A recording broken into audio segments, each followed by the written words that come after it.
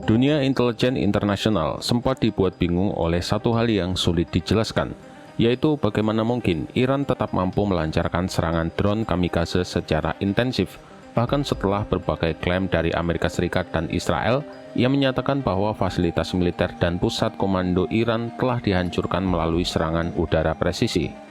Dalam banyak konflik modern, serangan udara yang terarah biasanya mampu melumpuhkan kemampuan tempur lawan secara signifikan, terutama jika yang disasar adalah infrastruktur penting seperti gudang senjata, pusat produksi, dan jaringan komando. Namun dalam kasus Iran, pola tersebut tidak sepenuhnya berlaku. Alih-alih melemah, kemampuan serangan mereka justru terlihat tetap stabil, bahkan dalam beberapa momen menunjukkan peningkatan yang tidak terduga. Fenomena ini kemudian memunculkan satu pertanyaan besar di kalangan analis militer dan intelijen global. Dari mana Iran mendapatkan pasokan drone dalam jumlah besar tersebut, dan bagaimana mereka mampu menjaga rantai logistiknya tetap berjalan di tengah tekanan militer yang begitu intens? Jawaban atas pertanyaan ini mulai menemukan titik terang ketika pejabat tinggi militer Iran, Brigadir Jenderal Ali Reza Sheikh, mengungkapkan bahwa negaranya telah melakukan lonjakan besar dalam kapasitas produksi drone sejak berakhirnya konflik pada Juni tahun 2025. Ia menyebutkan bahwa produksi drone Iran meningkat hingga 10 kali lipat atau sekitar 1000% dibandingkan sebelum konflik tersebut terjadi. Peningkatan drastis ini bukanlah hasil dari kebetulan atau improvisasi sesaat, melainkan bagian dari strategi besar yang telah dipersiapkan sejak lama. Iran secara sistematis mengubah pendekatan industri pertahanannya ke dalam sebuah model yang dapat disebut sebagai ekonomi perang, yaitu sebuah kondisi di mana seluruh sumber daya industri difokuskan untuk mendukung kebutuhan militer, terutama produksi senjata dalam jumlah besar. Dalam model ini, efisiensi dan kuantitas menjadi prioritas utama, sementara ketergantungan terhadap teknologi impor diminimalkan sejauh mungkin. Salah satu kunci keberhasilan Iran dalam menjalankan strategi ini adalah kemampuan mereka untuk memproduksi alutsista secara mandiri. Dengan mengandalkan komponen lokal dan desain yang relatif sederhana, mereka mampu menciptakan drone kamikaze yang murah, mudah diproduksi, tetapi tetap efektif dalam menjalankan misi serangan. Drone seperti ini tidak dirancang untuk bertahan lama atau kembali ke pangkalan, melainkan untuk menghantam target secara langsung, sehingga biaya produksinya bisa ditekan secara signifikan. Dalam konteks perang modern, pendekatan ini memberikan keuntungan besar, karena memungkinkan penggunaan dalam jumlah masif untuk mengatasi sistem pertahanan musuh. Namun, produksi massal saja tidak cukup untuk menjelaskan ketahanan logistik Iran. Faktor lain yang tidak kalah penting adalah bagaimana mereka menyembunyikan dan melindungi fasilitas produksi serta penyimpanan senjata mereka. Iran diketahui telah mengembangkan jaringan fasilitas bawah tanah yang sangat luas dan tersebar di berbagai lokasi rahasia. Fasilitas ini tidak hanya berfungsi sebagai tempat penyimpanan, tetapi juga sebagai pusat produksi dan perakitan drone serta sistem senjata lainnya. Dengan berada jauh di bawah permukaan tanah, fasilitas ini menjadi sangat sulit untuk dideteksi dan dihancurkan, bahkan oleh serangan udara dengan teknologi canggih sekalipun. Lebih dari itu, fasilitas bawah tanah ini dirancang dengan sistem ganda yang tinggi. Artinya, jika satu bagian mengalami kerusakan akibat serangan, bagian lain masih dapat beroperasi tanpa gangguan signifikan. Bahkan dalam beberapa laporan intelijen, disebutkan bahwa Iran memiliki kemampuan untuk memulihkan fasilitas operasional yang terkena serangan hanya dalam hitungan jam. Ini menunjukkan bahwa mereka tidak hanya mempersiapkan diri untuk bertahan dari serangan, tetapi juga untuk segera bangkit dan melanjutkan produksi tanpa jeda yang berarti. Strategi ini sejalan dengan doktrin militer yang mereka kembangkan, yang sering disebut sebagai pendekatan perang atrisi atau perang pengurasan. Dalam doktrin ini, tujuan utama bukanlah memenangkan pertempuran secara cepat, melainkan menguras sumber daya dan ketahanan lawan secara perlahan. Dengan memiliki stok senjata yang melimpah dan kemampuan produksi yang tinggi, Iran dapat terus melancarkan serangan dalam jangka waktu lama dan memaksa lawan untuk terus mengeluarkan biaya besar untuk pertahanan. Efektivitas pendekatan ini semakin terlihat ketika laporan intelijen terbaru dari Amerika Serikat mengungkapkan bahwa meskipun telah mengalami serangan udara besar-besaran, Iran masih mempertahankan sekitar 40% dari total stok drone penyerang jarak jauh yang mereka miliki sebelum perang. Angka ini cukup mengejutkan mengingat skala serangan yang dilancarkan oleh pihak Barat.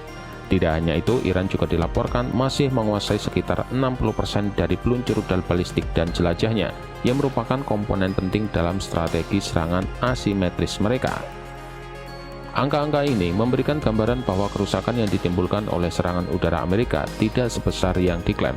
Banyak dari infrastruktur penting Iran yang ternyata tetap utuh atau dapat dipulihkan dengan cepat. Hal ini kembali menegaskan bahwa pendekatan penyebaran dan penggunaan fasilitas bawah tanah memberikan keuntungan besar dalam menghadapi ancaman serangan udara. Selama periode gencatan senjata yang dimulai pada awal April, Iran juga memanfaatkan waktu tersebut untuk melakukan pemulihan dan reorganisasi kekuatan militernya.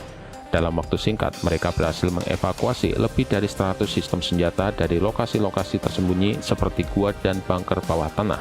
Sistem-sistem ini kemudian dipersiapkan kembali untuk digunakan dalam operasi militer selanjutnya. Langkah ini menunjukkan bahwa Iran tidak hanya fokus pada produksi, tetapi juga pada manajemen aset militer yang efisien. Kemampuan untuk menggali kembali senjata yang tertimbun akibat serangan dan mengembalikannya ke kondisi operasional menjadi salah satu keunggulan yang jarang dimiliki oleh negara lain. Ini menunjukkan bahwa infrastruktur logistik mereka dirancang dengan mempertimbangkan skenario terburuk, termasuk serangan besar-besaran yang menghancurkan sebagian besar fasilitas permukaan. Dengan kata lain, Iran telah mempersiapkan diri untuk bertahan dalam kondisi perang yang paling ekstrim sekalipun. Lebih lanjut, intelijen juga memperkirakan bahwa Iran mampu memulihkan hingga 70% dari total persenjataan rudalnya, sebuah angka yang cukup signifikan dan menunjukkan tingkat ketahanan yang tinggi. Proses pemulihan ini tidak hanya melibatkan perbaikan fisik, tetapi juga pengaturan ulang distribusi dan kesiapan operasional. Dalam konteks ini, logistik tidak hanya soal jumlah, tetapi juga tentang bagaimana senjata tersebut dapat digunakan secara efektif dalam waktu cepat.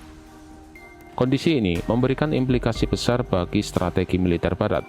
Selama ini, serangan udara dianggap sebagai salah satu cara paling efektif untuk melumpuhkan kekuatan lawan tanpa harus melakukan invasi darat. Namun pengalaman menghadapi Iran menunjukkan bahwa pendekatan ini memiliki keterbatasan, terutama jika lawan memiliki infrastruktur yang tersembunyi dan tersebar. Dalam situasi seperti ini, menghancurkan berbagai fasilitas tidak serta-merta menghentikan kemampuan tempur secara keseluruhan. Dengan kombinasi antara stok yang masih besar dan kapasitas produksi yang meningkat drastis, Iran kini berada dalam posisi yang cukup kuat untuk menghadapi potensi eskalasi di masa depan. Mereka tidak hanya mampu mempertahankan intensitas serangan, tetapi juga memiliki cadangan yang cukup untuk jangka panjang.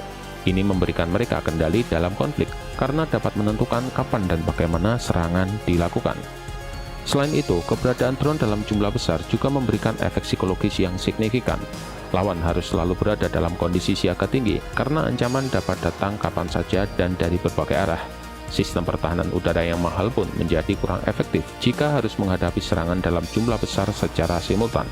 Dalam banyak kasus, biaya untuk mencegat drone justru lebih tinggi dibandingkan biaya produksi drone itu sendiri, sehingga menciptakan ketidakseimbangan ekonomi dalam perang. Pada akhirnya, apa yang ditunjukkan oleh Iran adalah sebuah perubahan paradigma dalam perang modern. Kekuatan tidak lagi hanya ditentukan oleh teknologi canggih atau jumlah anggaran militer, tetapi juga oleh kemampuan untuk beradaptasi dan memanfaatkan sumber daya secara efisien. Dengan menggabungkan produksi massal, infrastruktur tersembunyi, dan strategi perang atrisi, mereka berhasil menciptakan sistem pertahanan dan serangan yang sulit untuk dilumpuhkan sepenuhnya. Fenomena ini menjadi pelajaran penting bagi banyak negara bahwa dominasi udara saja tidak cukup untuk menjamin kemenangan. Dalam menghadapi lawan yang memiliki pendekatan asimetris dan infrastruktur yang tersebar, dibutuhkan strategi yang lebih kompleks dan terintegrasi. Jika tidak, maka situasi seperti yang terjadi di Iran akan terus berulang, di mana serangan besar-besaran tidak mampu menghentikan kemampuan tempur secara signifikan. Dengan demikian, ketahanan logistik Iran bukan sekedar hasil dari jumlah produksi yang besar, tetapi merupakan kombinasi dari perencanaan jangka panjang, inovasi dalam keterbatasan, dan pemahaman mendalam tentang karakter perang modern. Ini adalah contoh nyata bagaimana sebuah negara dapat bertahan dan bahkan berkembang di tengah tekanan yang luar biasa, sekaligus menjadi pengingat bahwa dalam dunia militer, keunggulan tidak selalu datang dari kekuatan yang terlihat di permukaan.